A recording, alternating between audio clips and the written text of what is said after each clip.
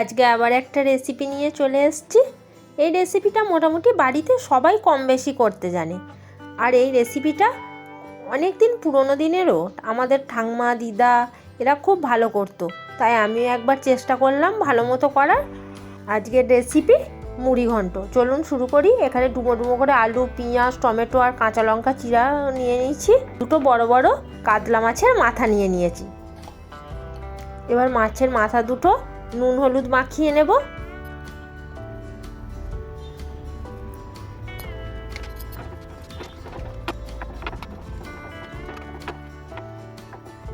আর এখানে আমি গোবিন্দভোগ চাল নিয়ে নিয়েছি।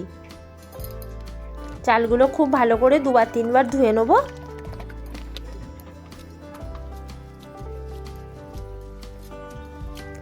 দুবার তিনবার ধুয়ে আমি চালটা ওই 15-20 মিনিট মতো ভিজোতে দিয়ে রেখেছি। এবার একটা শুকনো খোলায় গোটা জিরে আর শুকনো লঙ্কা ভেজে নামিয়ে নিলাম, ওটাকে গুঁড়ো করে নেব। আবার কড়াই বসিয়ে দিলাম, তাতে সর্ষের তেল দিলাম। এবার মাছের মাথাগুলো ভেজে নেব।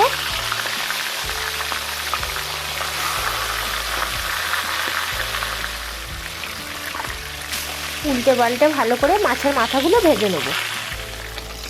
ভাজা হয়ে গেছে, তুলে নিলাম।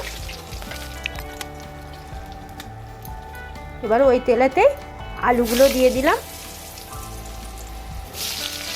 আলুগুলোও লাল লাল করে ভেজে নিয়েছি, তুলে নিচ্ছি। এবার ওই তেলেতেই গোটা জিরে দিয়ে দিলাম, তেজপাতা দিয়ে দিলাম আর শুকনো লঙ্কা ফোড়ন দিয়ে দিলাম। এবার কুচনো পেঁয়াজ দিয়ে দিলাম।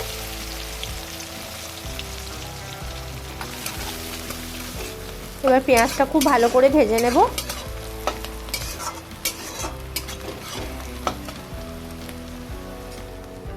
এবার দিয়ে দিলাম আদা, রসুন আর কাঁচা লঙ্কা বাটা।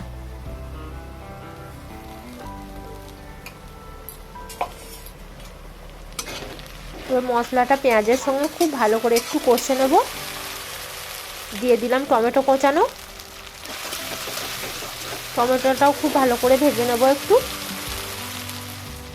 দিয়ে দিলাম হলুদ গুঁড়ো, ধনে গুঁড়ো, পরিমাণ মতো জিরে গুঁড়ো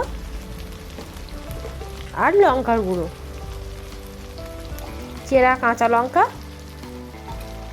এবার সব কিছু খুব ভালো করে কষবো।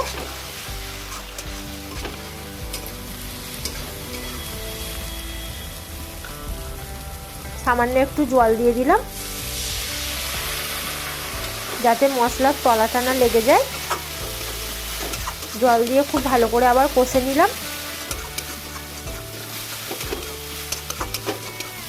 দেখুন মশলাটা থেকে তেল ছেড়ে দিয়েছে। এবার আমি যে গোবিন্দভোগ চালটা জলে ভিজিয়ে রেখেছিলাম, সেই চালটা মশলার মধ্যে দিয়ে দিলাম। এবার মশলার সঙ্গে চালটা খুব ভালো করে মিশিয়ে নেব। এবার ভেজে রাখা আলুগুলো দিয়ে দিলাম।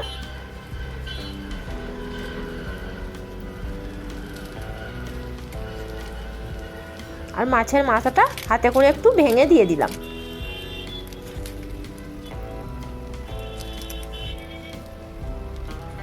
এবার সব কিছু খুব ভালো করে মিশিয়ে নেব।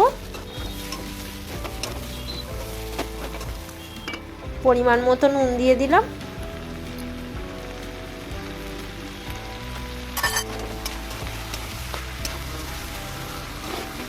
নুনটা দিয়ে খুব ভালো করে নেড়ে নিয়েছি। এবার আমি এই বাটিটার 2 বাটি চাল নিয়েছিলাম, তাই তার ডবল জল দেবো, 4 বাটি জল দেবো।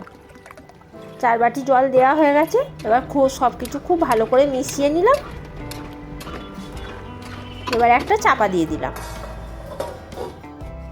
কিছুক্ষণ পর চাপাটা খুলে নিলাম। জলটা অনেকটা শুকিয়ে গেছে আর চালটাও সেদ্ধ হয়ে গেছে। এবার যে গোটা জিরে আর শুকনো লঙ্কা যেটা কাঠখোলায় ভেজে রেখেছিলাম, সেটা গুঁড়িয়ে দিয়ে দিলাম।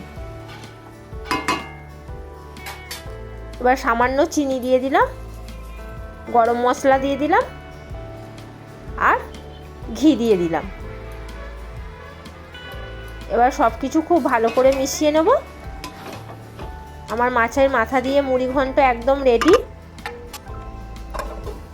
কিন্তু আরও খানিকক্ষণ আমি চাপা দিয়ে রেখেছিলাম, গ্যাস বন্ধ করে চাপা দিয়ে রেখেছিলাম। একদম ঝরঝরে মুড়ি ঘন্ট রেডি হয়ে গেছে। আপনারাও বাড়িতে একদম করে দেখবেন, খুব সুন্দর হয়। ঠাম্মা দিদাদের তো হাতে এই মুড়ি ঘন্ট অসাধারণ ছিল, কিন্তু আমরাও পারি, একবার করে দেখবেন। আজকের জন্য এইটুকু, পরে আবার একটা রেসিপি নিয়ে আসবো।